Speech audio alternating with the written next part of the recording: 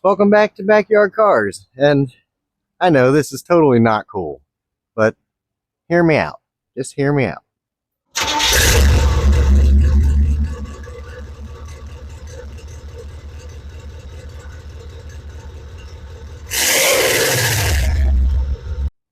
So guys, I know this is not anything that my channel really does, but it's my daughter's car and the transmission took a due on her and they were going to charge her thousands of dollars. So, I mean, I can't guarantee I can fix it, but I can try for a lot less than they can. So that's where we're at.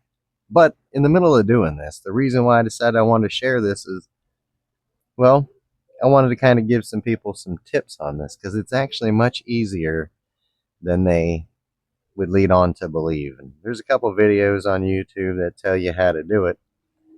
And some of them say you can't get the pan out, and some say you can, or the cover. But here's the cover. And so I just wanted to go through it real quick with everyone, just so that they know. This right here, this hole of stuff is your fuse panel and your computers. And the computers just clip and slide right out. And that fuse panel's got like 6 bolts straight down in it you got to take off. And then tap the plugs out from underneath and move them where you can. A couple back here, a couple over there. Take that out with 2 bolts down here and some clips here and here. That's out. Making this hole took 20 minutes. But when you look down in under the hood, you think, oh, that's going to take forever. Super easy, very simple. 20 minutes, this was off. Now, I'll get you down here and I'll show you what we're going after, because that's real simple too. So once I was done up top, I just came down here and I popped the bottom ball joint. Very easy. Bottom ball joint off. That allows you to flex this out, right? Then put it at the angle that you see, and I just flexed it out, took the nut off, pulled my axle right out, took 2 pry bars back there between the axle hub and the trans, and just popped them out. 2, so you keep even pressure. It just pops right off. Pulled the axle out. That took maybe 10 minutes. Then, well, you see, I went after that panel. It's like 10 millimeter bolts go around it, and 2 like half or 12 millimeters up top. Very simple. Everybody says it's a total headache. Now, we're changing these shift solenoids that sat right up here. 1, 2, 3. That's your shift, second, third, or first, second, third. Then this one is your TCC. This one here is the TCC. 2 look just like this, go up top, right? In the process, the wiring harness is no good. It's leaking up there and it's pretty brittle. So we're replacing the wiring harness too, because I don't want to come back in here. Very simple again. It's right up here. Very easy to get to. Little clip just like over here. This is very simple. Now getting this cover out of here was also easy. They say it can't be done because of this cross member. And that's true. Unless, we'll go up top. Well, let's look down here real quick as I undid this bolt out of the center of that motor mount.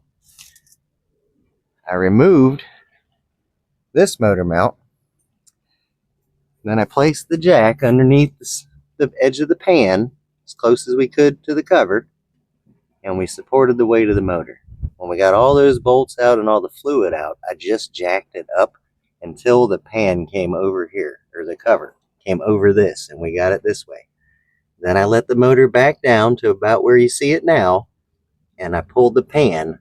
It like turned, that cover turned, and then came right out of the top. It just turned and came right out here once the motor was back down. So when we're done, put all this back together. Here's a better shot of that plug. There's a clip right here you pop out, and the plug comes out. Redo the whole harness. Why take a chance? So just that simple, guys. It's very easy. So if your daughter's got one of these, or maybe your son, he's not good with cars. Maybe your neighbor's got one cheap because the shifter won't shift. Well, this could be the solution. And I'm honestly full-time in to where we're at right now, replacing the sensors and the wiring harness, maybe an hour and a half. This is something that feasibly you could do in your garage on the weekend. Anybody could.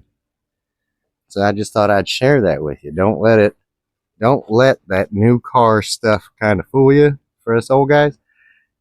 I told her there was no warranty though. I said, I don't know what I'm doing. And she said, well, I think you know better than anybody else I know. And I said, but I just told you, I don't know what I'm doing. It was pretty simple. Oh, I forgot to tell you, there's a shift thing right here. Now let me skip that little shift thingy here you got to take off. I know some of y'all will never be in this position, but some of you are hurting, and you might want to know that information. Get everything, try to get some things plugged back in. So here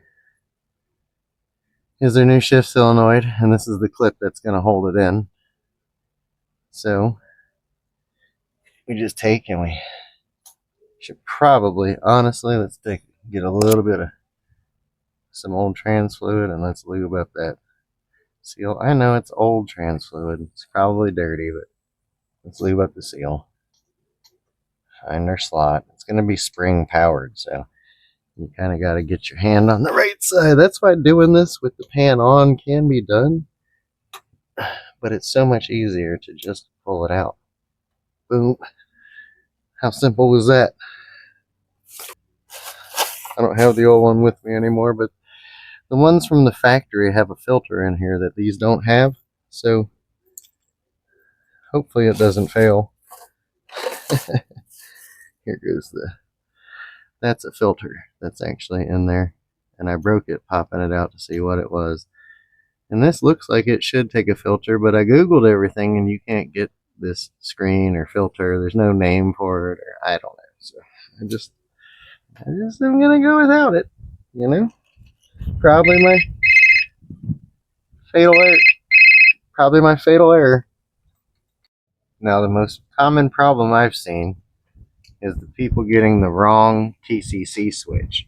Like AutoZone or somebody will sell you a TCC switch that is for the 4L80E and it goes straight in, and that's not right.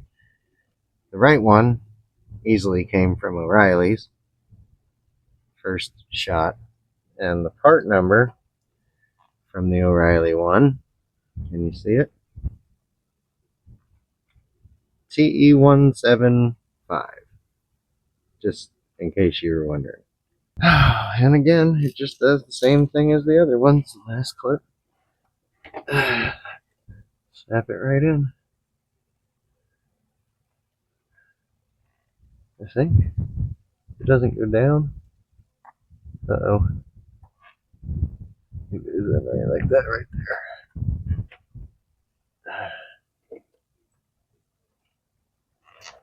Not all the way in. I'm on a rolling cart and it's rolling away.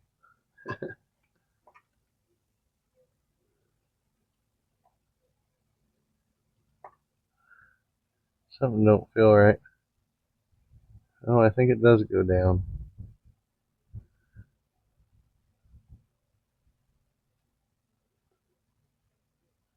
Yep.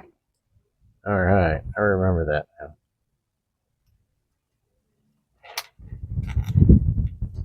All right. We'll just reverse everything I just did, and we'll do it in kind of a speed mode, you know, so you can see it all go back together. And, well, it's just like watching it all come apart, just much quicker. All right. Strap in. All right, real quick, before we reassemble, I ran into an issue with the harness. So we wanted to replace the internal harness while we were in here, because this whole connector was leaking all the way through, and a lot of times you get failure in here, and you can tell this is the factory old GM harness. So what I ran into is that the back speed sensor, it runs all the way around the back of the transmission and down behind the valve body and pump and all sorts of stuff.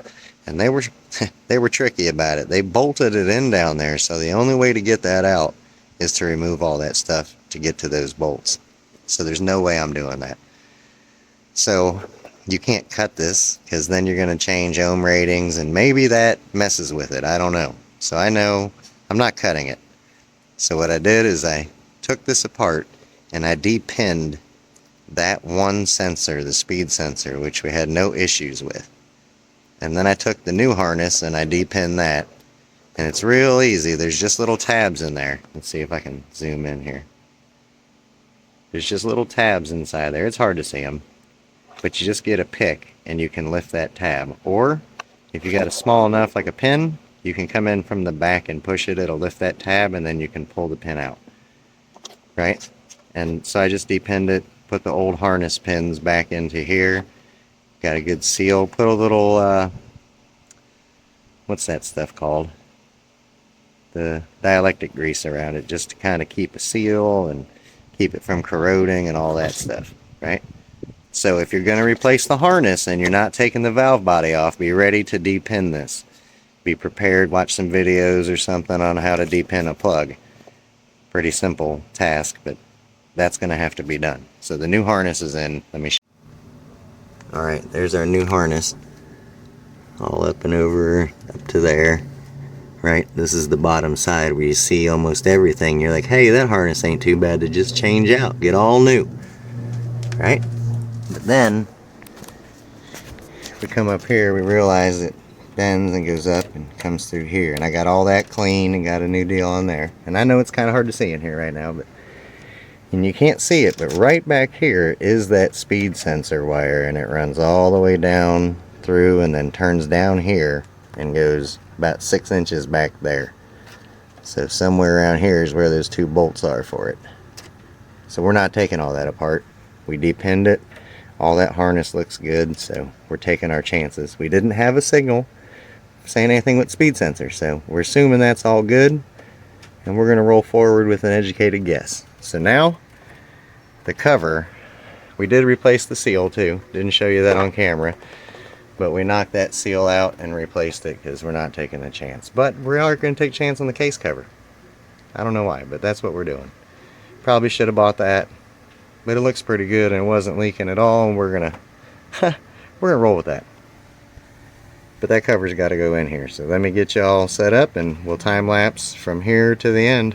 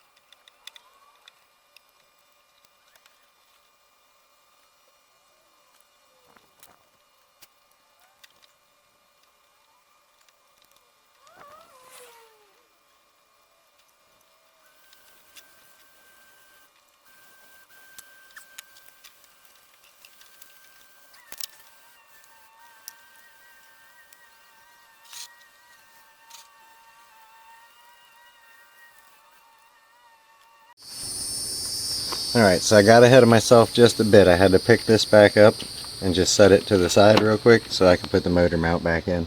Motor mount should have went in before we put this in, but I was going quick. So, the box went back in, and then this half right here is the top half that goes and smashes down on them nails, and it lines up. So if you just line it up and push it down till it clips, all these screws are going to be sitting up high.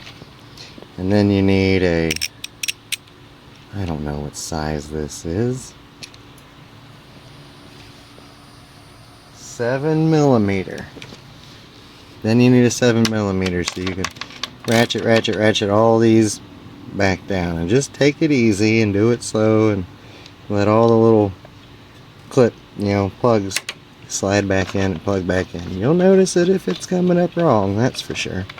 But once that's all secure, then you're pretty good. Then you're coming in and you're doing these little couple things. Get your power wire back on there. Get your posi lug.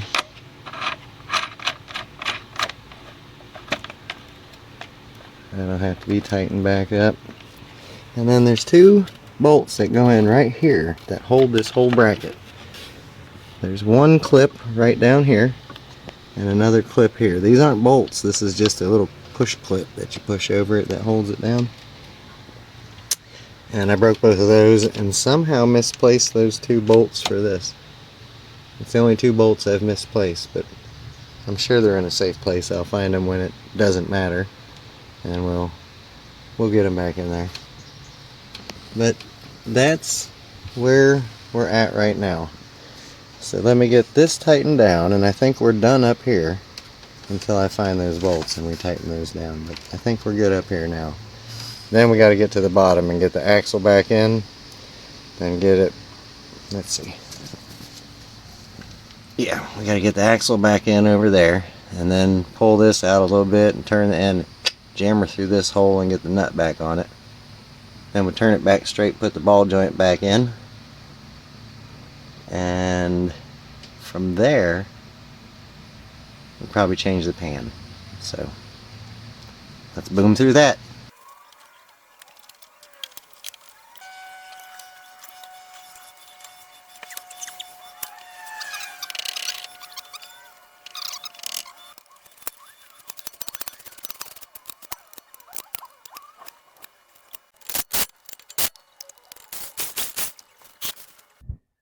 Well, alright guys.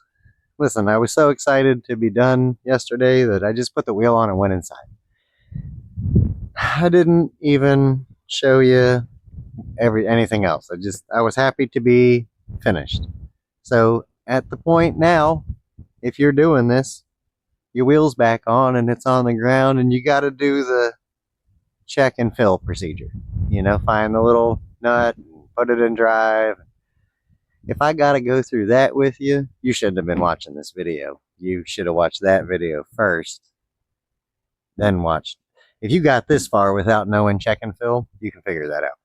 So, with that said, this car is back together, and hopefully I don't have to touch anything like this again for several years.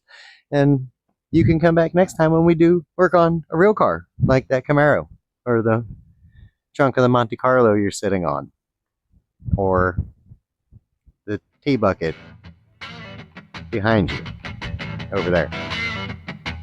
Alright, thanks for watching. I'm out.